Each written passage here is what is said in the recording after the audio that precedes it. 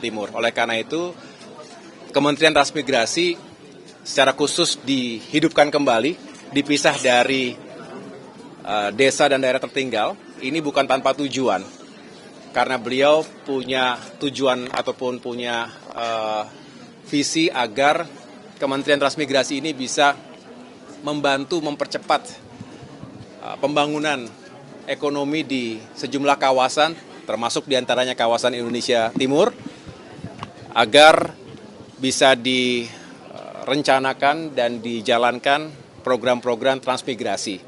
Saya dengar tadi Pak Menteri juga tadi pagi mengatakan bahwa transmigran itu adalah patriot, karena memang harus ada keinginan dan juga kesadaran bahwa dengan berpindah ke suatu daerah yang membutuhkan kehadiran bukan hanya secara fisik tapi juga skills, keterampilan dan juga pengalaman-pengalaman tertentu untuk meningkatkan produktivitas ekonomi di suatu daerah. Saya rasa itulah menjadi semangat kunjungan kali ini, begitu.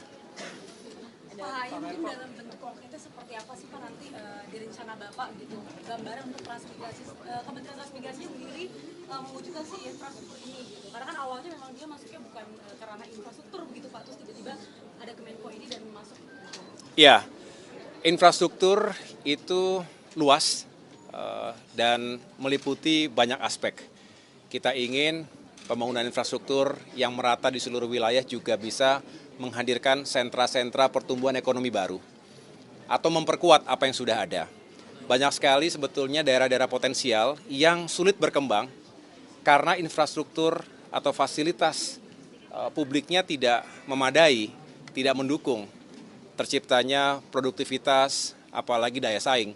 Nah, yang kita harapkan kolaborasi antara Kementerian Transmigrasi dengan Kementerian Pekerjaan Umum atau Kementerian Perumahan Rakyat yang semua ada dalam, termasuk Kementerian Perhubungan misalnya, termasuk ATR BPN, ini bisa mempercepat proses transmigrasi sehingga orang juga yakin berpindah tempat itu bukan hanya mengembara tanpa tujuan, tetapi justru ada kejelasan, ada kepastian karena disiapkan infrastruktur yang mendukung bukan hanya kehidupan tapi juga pekerjaan dan produktivitasnya.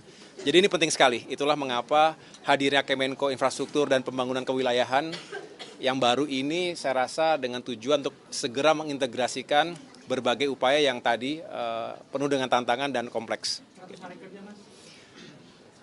Siapa? 100 hari kerjanya. 100 hari kerja tentu tidak bisa saya jelaskan di hari kedua ini. Saya sedang merapikan terlebih dahulu. Nanti pada saatnya saya akan laporkan dan saya akan sampaikan kepada publik apa saja yang menjadi target-target pencapaian jangka pendek. Kita tahu ada teori quick wins atau 100 hari kerja ini pertama untuk segera menuntaskan apa yang sedang berproses hari ini. Saya juga harus mengetahui baseline-nya di mana. Makanya tadi saya baru bertemu dengan Bapak Luhut Binsar Panjaitan misalnya sebagai Menko Maritim dan Investasi sebelumnya dan juga cukup banyak mengelola berbagai proyek strategis nasional. Saya ingin belajar sekaligus mengetahui sampai di mana progres ini semua. Ditambah tentunya saya satu persatu ingin mengetahui laporan dari menteri-menteri teknis, apa saja menjadi kendala atau tantangan di lapangan. Sehingga dengan demikian kita carikan solusinya, jangka pendek harus kita tuntaskan, tapi jangka menengah dan panjang tentu harus kita benar-benar integrasikan dengan Astacita, dengan program-program prioritas yang disampaikan oleh Presiden Prabowo Subianto selama masa kampanye dan juga diperkuat dalam berbagai arahan-arahan beliau selama ini. Baik, transmigrasinya ke IKN Pak. Transmigrasinya ke IKN. Kenapa? Kantor di mana, Mas Haye? Kantornya? Tadi saya baru mendapatkan penjelasan dari Mensesnek, Pak Prasetyo, bahwa untuk Kemenko Infrastruktur dan Pembangunan Kewilayahan ini akan menempati gedung atau kantor yang selama ini ditempati oleh Kemenko Marves. Tadi siang saya juga baru meninjau, walaupun hanya singkat, paling tidak saya sudah mengetahui sudah ada tempat di situ. Luas, Pak. Luas, Mas. Kenapa? Luas. Luas. Oh, kita jangankan di situ, dimanapun kita siap untuk mengantor. Izinkannya terkait pengembangan infrastruktur, fokus Pak Prabowo ada di wilayah Indonesia bagian mana dan jenis infrastruktur apa yang rencananya akan dibangun ke depan? Iya, jadi sekali lagi infrastruktur menyeluruh, tidak ada yang benar-benar menjadi prioritas 1, 2, dan 3-nya, tetapi yang jelas kita lakukan secara berimbang. Tidak boleh infrastruktur hanya untuk sebagian kelompok saja, karena kita tahu justru yang menjadi sendi utama bagi masyarakat kita adalah ya bagaimana kita meningkatkan sektor-sektor pertanian kita. Apalagi beliau punya visi swasembada pangan, swasembada energi, dan jangan lupa bahwa beliau juga sangat concern, sangat menitik beratkan pada peningkatan kualitas sumber daya manusia. Jadi artinya pembangunan infrastruktur menunjang sektor pendidikan, sektor pelayanan publik, pelayanan kesehatan, termasuk juga peningkatan kesejahteraan, artinya ekonomi rakyat termasuk para pelaku UMKM itu bisa semakin berdaya. Artinya infrastruktur bukan hanya megah yang besar-besar, yang monumental, tapi juga infrastruktur desa untuk bisa membantu para petani kita, nelayan kita juga lebih produktif. Oke, cukup dulu. Oke, yuk. Oke, yuk cukup dulu ya teman-teman. Nanti dulu ya. Nanti dulu acara dulu ya. Yuk. Mohon maaf, mic-nya guys. Yuk, makasih. Yuk, kita ninjau ke lantai 2 dulu.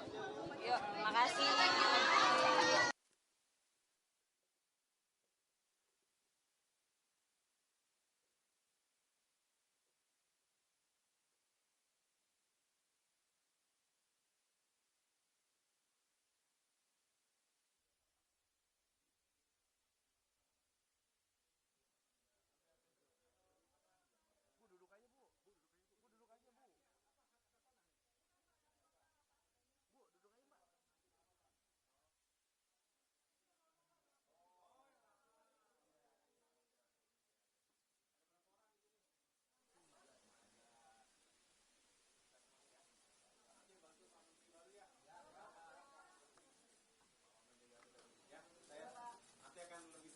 Mas, kamera mas.